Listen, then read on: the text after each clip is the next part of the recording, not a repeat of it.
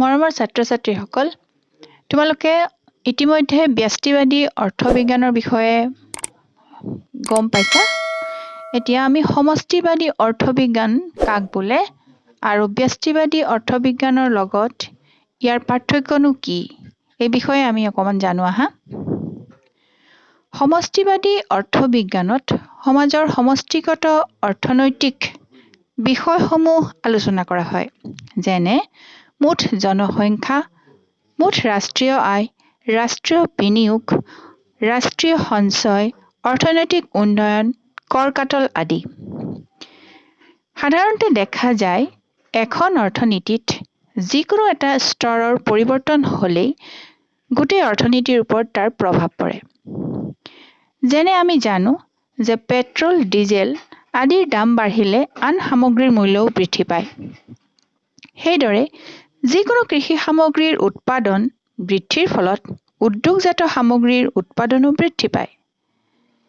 ঠিক সেইদৰে বিনিয়োগ, মুঠ আয়, মুঠ উৎপাদন, মুঠ চাহিদা আদি চলকবোৰ একেলগে বৃদ্ধি হ'লে অৰ্থনীতিত মুদ্ৰাস্ফীতিৰ সৃষ্টি হয় আৰু এইবোৰ নিম্নগামী হ'লেই মন্দাৱস্থাৰ সৃষ্টি হয়।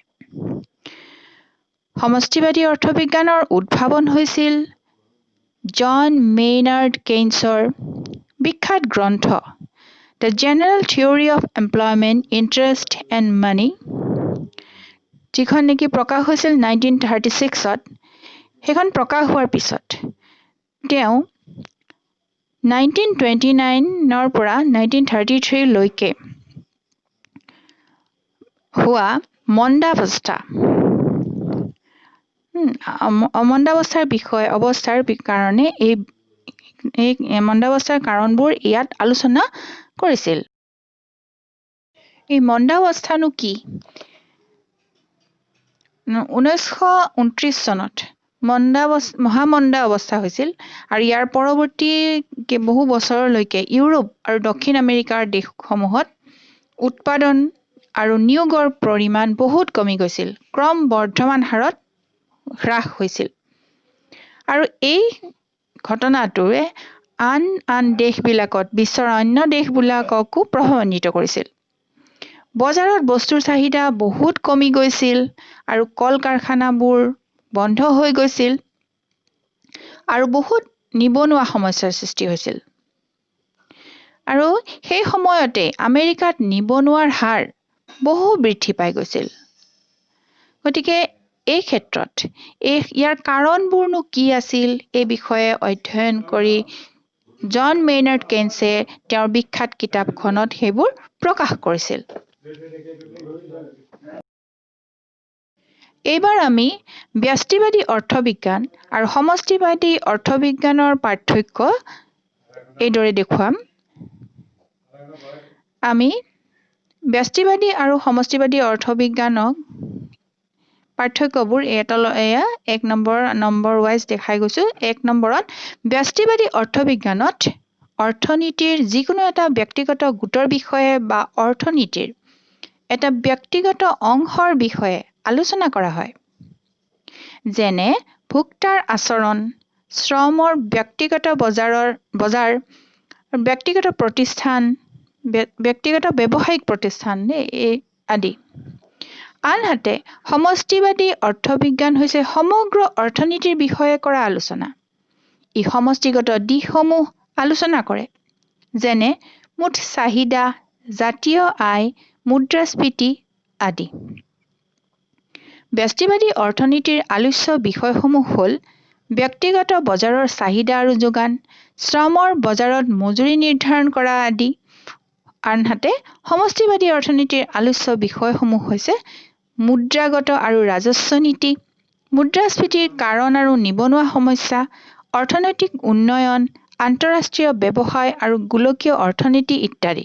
চৰকাৰী ঋণো তাৰ ভিতৰত পৰে। ব্যষ্টিবাদী নম্বৰ 3 পাৰ্থক্য 3 নম্বৰ চাবা। ব্যষ্টিবাদী অৰ্থবিজ্ঞানত সেইবোৰ বিধি আলোচনা কৰা হয় য'ত বজাৰসমূহত এক ভাৰসাম্য অৱস্থা পোৱা যায়। এতিয়া বজাৰসমূহত যে ভাৰসাম্য অৱস্থা পোৱা যায়, আমি জানো যে চাহিদা আৰু যোগানৰ য'ত ভাৰসাম্য অৱস্থা হয় তাতে দাম নিৰ্ধাৰণ হয় অৰ্থাৎ এইবোৰ হৈছে ব্যষ্টিবাদী অৰ্থনীতিৰ অৰ্থবিজ্ঞানৰ বিষয়বস্তু ঠিক সেইদৰে অন্যান্য ভাৰসাম্য অৱস্থা যেনেকে কনজিউমাৰ ইকুইলিব্ৰিয়াম অৰ্থাৎ ভোক্তাৰ উপভোক্তাৰ যেটো ভাৰসাম্য অৱস্থা হেও ব্যষ্টিবাদী অৰ্থনীতি ভাৰসাম্য অৱস্থাটো ওলোৱা যায় আৰু ভাৰসাম্য অৱস্থা এটা ব্যষ্টিবাদী অৰ্থনীতিত থাকে কিন্তু সমষ্টিবাদী অৰ্থনীতিত এনেকুৱা ভাৰসাম্য অৱস্থা এটা নাথাকে ইয়াক ভাৰসাম্যহীন অৱস্থা বুলি কোৱা হয় তাত সদায় ভাৰসাম্যহীন অৱস্থা এটাই থাকে Number 4 ব্যষ্টিবাদী অৰ্থনীতিত বিধিসমূহৰ বিষয়ে অৰ্থাৎ বিধি মানে ইয়াত যেনেকে কনজিউমাৰ ইকুইলিব্ৰিয়াম অৰ্থাৎ ভোক্তাৰ উপভোক্তাৰ আচৰণৰ বিধি হওক যেনেকে ক্ৰম হ্ৰাসমান চাহিদা বিধি এইদৰে অন্যান্য যিবোৰ বিধি আছে সেই বিধিবোৰৰ বিষয়ে কোনো মতানৈক্য পোৱা নাযায় অৰ্থাৎ বিধি যিহেতু ল যিহেতু সেইবোৰ সম্পূৰ্ণ একেই হয় কিন্তু সমষ্টিবাদী অৰ্থনীতিত একোটা বিশ্লেষণতে যথেষ্ট বিভিন্নতা দেখা যায় কাৰণ যেদৰে কেইনছে বেলেগ ধৰণে ক'ব ঠিক তেনেকৈ আকৌ বেলেগ এজন অৰ্থনীতিবিলাকে বেলেগ ধৰণে ক'ব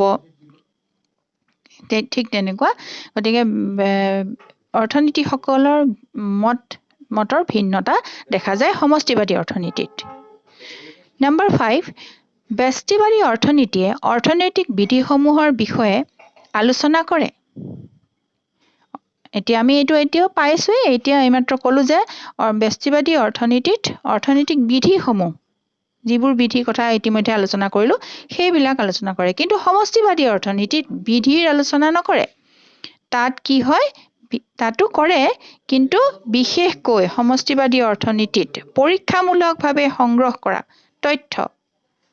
তথ্যৰ ওপৰত গুৰুত্ব আৰোপ কৰা হয় আৰু এই তথ্যসমূহ যেনে মুঠ ৰাষ্ট্ৰীয় আয় মুঠ জনমূৰি আয় যেনে মুঠ জনসংখ্যা এনে ধৰণৰ যিবোৰ তথ্য তাৰ ওপৰত ভিত্তি কৰি আলোচনা আগবঢ়োৱা হয় সমস্যাসমূহৰ গতিকে এইটো হৈছে কি যে সমষ্টিবাদী অৰ্থনীতিনো কি আমি এটা আভাস ললো আৰু ব্যষ্টিবাদী অৰ্থনীতি আৰু সমষ্টিবাদী অৰ্থনীতিৰ দুয়োটা পঢ়ি আমি কি পাৰ্থক্য পালো সেই বিষয়ে ইয়াত আলোচনা কৰা হ'ল